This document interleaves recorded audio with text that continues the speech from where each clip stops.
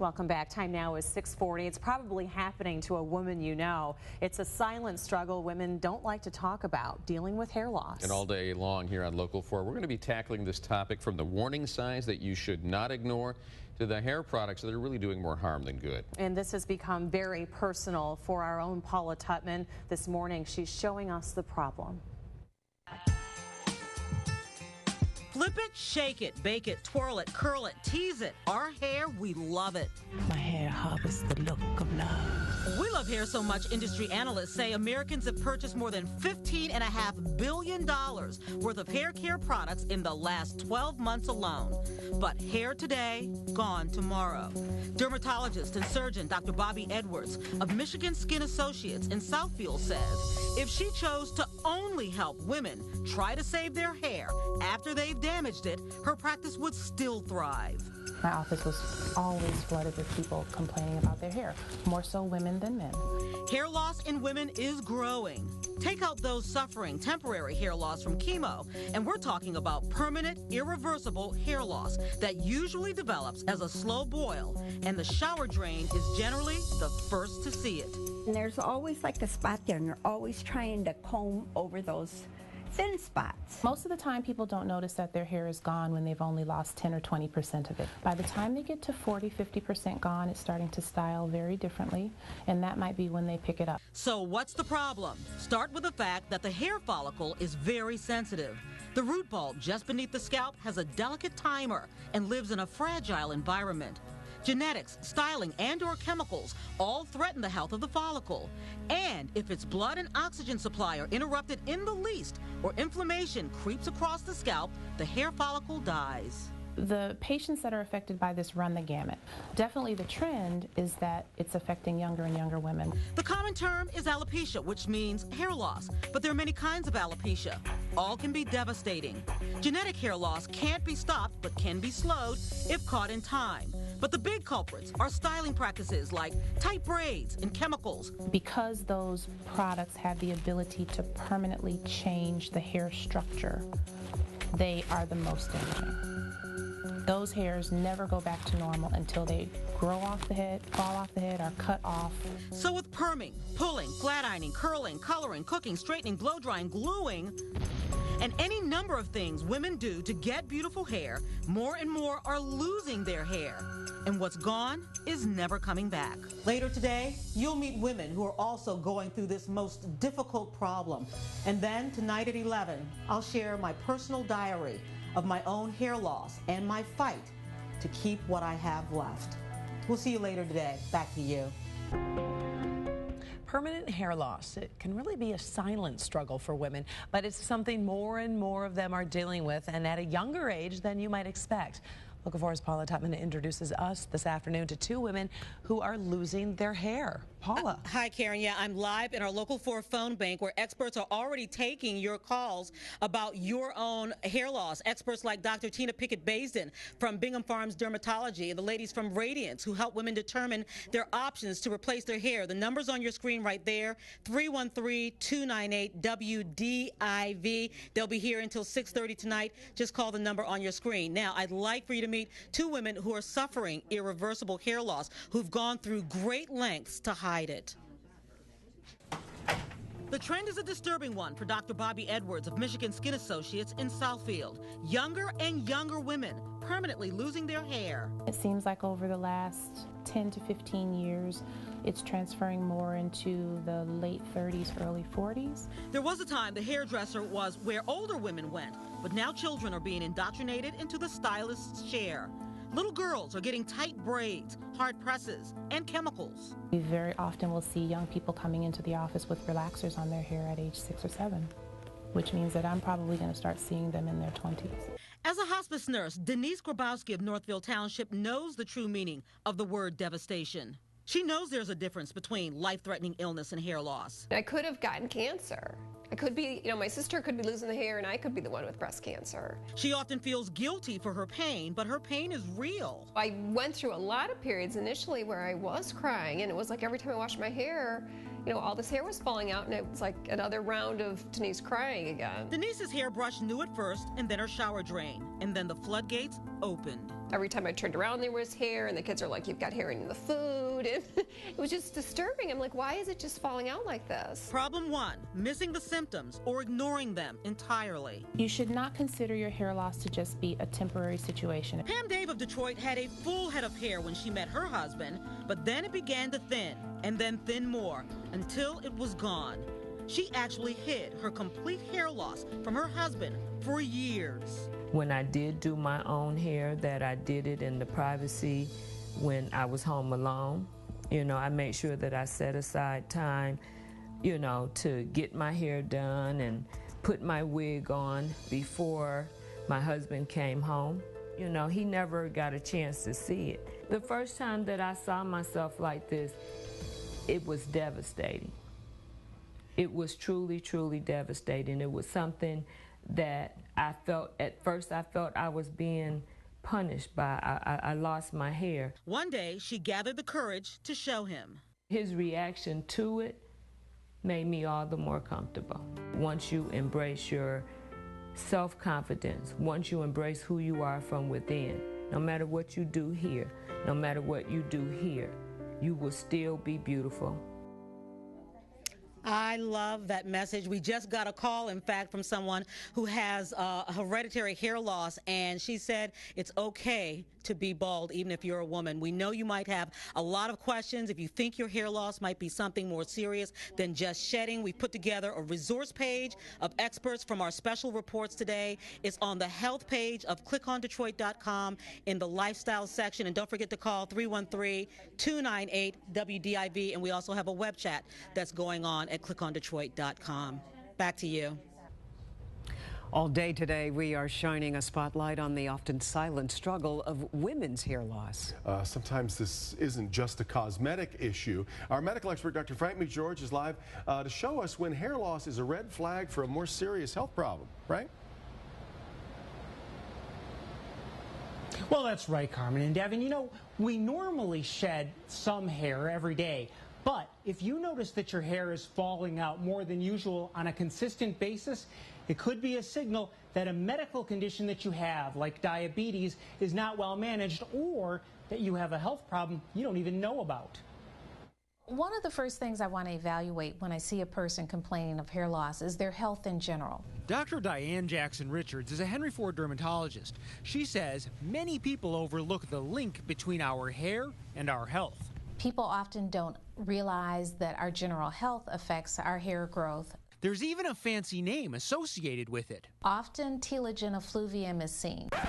I'm sorry, what? Telogen effluvium is that sudden increased hair shedding that we will see 2 to 3 months after a major event such as a serious illness, a high fever, or a surgery. Women often experience telogen effluvium after childbirth. The good thing about telogen effluvium is it's self-limited. It does correct itself and eventually stop in 2 to 4 months. Diet can also affect your hair. When people go on crash diets and have sudden marked weight loss, that can affect their hair and cause hair loss as well. What about hidden problems that might cause hair loss? Often also we'll ask them about other signs and symptoms, hypothyroidism, iron deficiency, anemia. If people have marked anemia, that can cause diffuse hair shedding. And another thing to consider, polycystic ovarian disease. Often these women will have hair thinning diffusely, as well as possibly having increased facial hair problems. Well, it is a condition affecting more and more women. We're talking about permanent hair loss, but it's something some are handling really in secret, hiding the fact they're losing their hair. And we've been highlighting this often silent struggle all day today. Paula Tutman shows us what options are there to help these women. Paula? Hi, yeah, we are web chatting and taking questions about hair loss. First of all, the phone bank 313-298-WDIV. Also, the question so hot and heavy with our web chat, we've actually had to add a dermatologist. So folks, just bear with us. We're going to catch up with your questions. Listen, we all know that men might be upset if they lose their hair, but a bald man in our society really is accepted. It's just not the same for women. This is a very personal story for me because I too am losing my hair. And if you are too, I'm here to tell you there are people out there who can help you deal with your new reality. Denise Grabowski of Northville Township, whose hair has been thinning for years, is coming out today, but it's no party. It's receding, it's very thin, it falls out. Like, here we go. In the evenings, Denise says goodnight to Tina. It's bittersweet. She loves Tina and hates her at the same time. Yeah, this is Tina. To hide her genetic alopecia, Denise sought the help of local company Radiance in West Bloomfield. When you come into this place, we are looking at you as a person. Critical measurements of the head and scalp are painstakingly taken. The woman is scrutinized from all angles. For instance, she's 21. And through a patented process, an exact duplication of hair and hairline are recreated by hand. This is what makes you you. So now I'm going to make this wig look just like you. For Denise, it means she has Tina. So they actually clip onto your hair. You know, your existing hair, they clip onto your hair. For Pam Dave of Detroit, who has complete hair loss, looking for options became more than personal. Being a working woman in corporate America, I had to have an everyday look, and just going bald at that particular time just was not an option. She couldn't find what she needed to make her feel good, fit her pocketbook, and look natural. What I decided to do, that since I couldn't find it, I would create it. The company, yours truly, was born. This hair is very manageable. It reacts very well to heat and products. As a wig consultant and supplier, she holds the hands of her client and explains their options and tells them what to avoid. She knows from experience. You could have your hair sewn up and have extensions sewn onto your hair. There were options such as a full cap glue-on wig, which what they call a quick weave. But those processes only further promote hair loss, okay? So since I was already in the process of losing my hair, I did not want to do anything that was going to cause the situation to become worse. From pain to passion and then compassion, she finds therapy in helping others. And we've got a little bit of therapy of our own going on. We have experts answering your questions in our phone bank. You can call right now. The number is on your screen, but also I said we had to actually add a dermatologist to our web chat, and this is Dr. Bobby Edwards from Michigan Skin Associates in Southfield. Also, we have Dr. Tina Pickett over here from Bingham Farms Dermatology, but I just peeked over your shoulder, and I saw a question about a laser comb, and you know what? Michigan has so many of these places, lasers, bonnets, hair restoration. What about those places for an option? Laser places can work, but they're mostly for genetic hair loss. So you want to just know what's going on with your body before you proceed down that road on your own. Okay, and I don't have genetics, so it wouldn't work for me. Right. Wow, okay, so find out what's going on. I know Dr. Bobby also says she's getting lots of questions about thyroids, things like that. Listen, what we're doing is, like I said, we've added a dermatologist, and we're going to be answering questions now until 7:30. Our all-day coverage continues at 6 o'clock. Ruth Spencer has a Ruth to the Rescue report that reveals what you need to consider when picking out the right stylist and the right products for your hair. This can be a very, very important decision that affects the health of your hair. And then, of course, tonight I share my own personal story about why I am losing my hair. I'll talk about the symptoms I caught, but I just didn't know enough to do anything about it. And I know other women will want to know what I didn't know. So we'll have that tonight at 11. Back to you. Paula, just marvelous that you're sharing all that. We'll talk to you again here at 6 o'clock. You bet. The heartbreak of hair loss. It's something more and more women are dealing with. It's incredibly emotional from the very beginning when they first notice it. Our coverage of this silent struggle continues with a look at hair care do's and don'ts. And I think they're all incredibly damaging to hair. Now, we spent the past 90 minutes looking at the problem of hair loss for women. Let's get back to Ruth Spencer now, who's here with a look at how consumers can make smarter decisions about their hair care. Ruth? Yeah, you know, Carmen and Devin, the decision that you make at the store, not just the salon, regarding hair care is so important. It's way more important than you think. Shampoos, hair color, hair relaxers, and straighteners. You try to pick products that make your hair look as beautiful as possible. When you start doing these things, they just say you're going to have a beautiful head of hair and just do this, whatever it is, the latest and greatest. I met dermatologist Dr. Bobby Edwards at a local store to get her impression of what's being offered in the hair care aisle. She didn't find a lot to like, especially when it comes to treatments such as relaxers. They all break down the hair in order to straighten it, and they permanently weaken the hair that has been treated. In general, Dr. Edwards says that over-the-counter chemicals can be a problem and that you need to determine what your hair can handle. If they're not used correctly, or if your hair does not tolerate the chemical, then hair breakage and potentially hair loss will be a result. When it comes to coloring your hair, the doctor says this.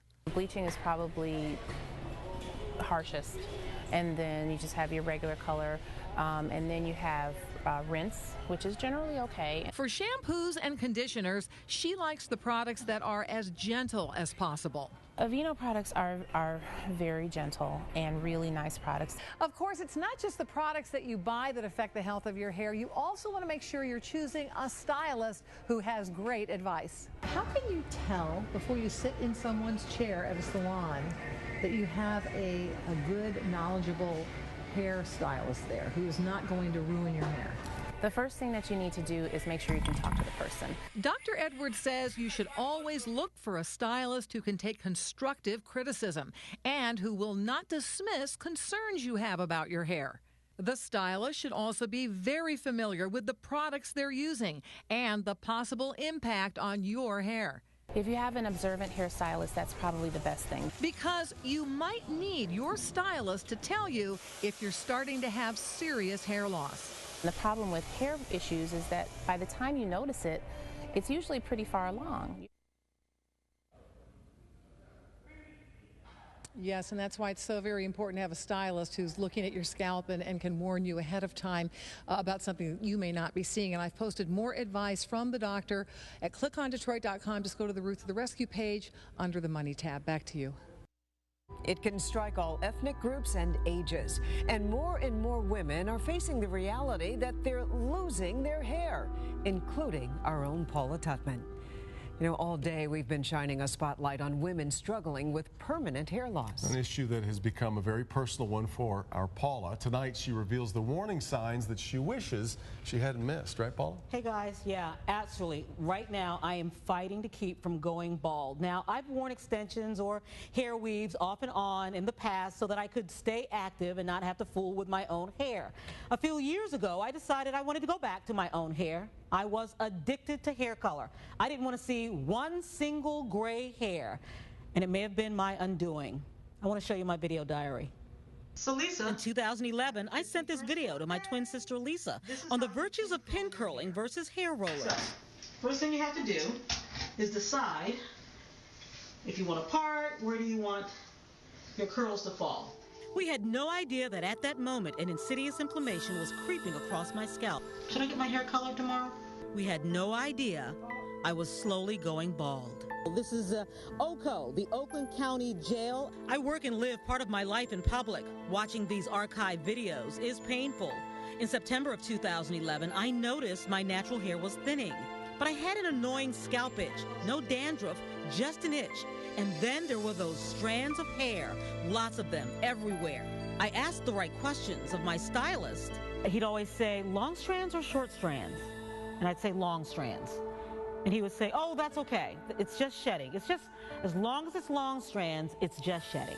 I took pictures to send to my mother and sister to see if they noticed my hair thinning and getting shorter. This was my natural hair. In July 2011, all mine, no weaves or pieces, 100% my hair. Early 2012, I had lost 40% of my hair. It was simply disintegrating. In less than 5 months, my hair went from this to this. Dr. Bobby Edwards is a dermatologist and surgeon who specializes in hair loss in women. I check generally a blood count. I check an iron and ferritin level. I check a lupus screening test. After a biopsy, perhaps the most important tool a dermatologist has to figure out what's going on, we had a diagnosis. The good news, I didn't have lupus. I said, lupus? And this isn't what she said, but this is what I heard. You're going bald, bald, bald, bald. That's what I heard, that big echo in your head. All I heard was I was losing my hair.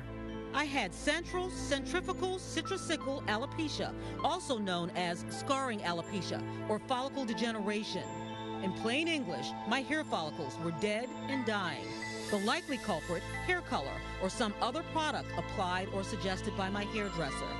The lining of the follicle becomes damaged in such a way that it doesn't support the growth, the development of a new hair. I was so angry, but I was mostly angry at myself because I felt like I hadn't done my own due diligence. I felt like, had I caught this 13 months ago, she couldn't have saved all of it, but she could have saved maybe a lot of it.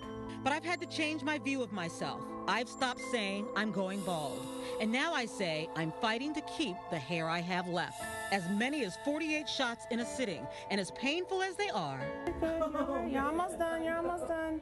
I would get them every single day if it meant restoring my hair. Will I be getting shots for the rest of my life? No, this usually goes on for 6 to 12 months. If it's going to work, it generally will work in that time. So in efforts to save what's left, you can see I'm taking very drastic measures. And what you see right now is the last you'll see of my hair, and I will for at least a year. My dermatologist and I have agreed that we're going to give my hair a rest. So when you see me on First at 4 tomorrow, I will be in a wig. But you know, you're putting a very positive face on this, but this is traumatic. Yeah. It is. It is. But you know what? I do want to really make a point that I understand what real trauma is. There's a lot going on out there. There are bigger stories. Yeah. There are people hurting, people dying. And in the big scheme of things, this isn't that big. I do get that.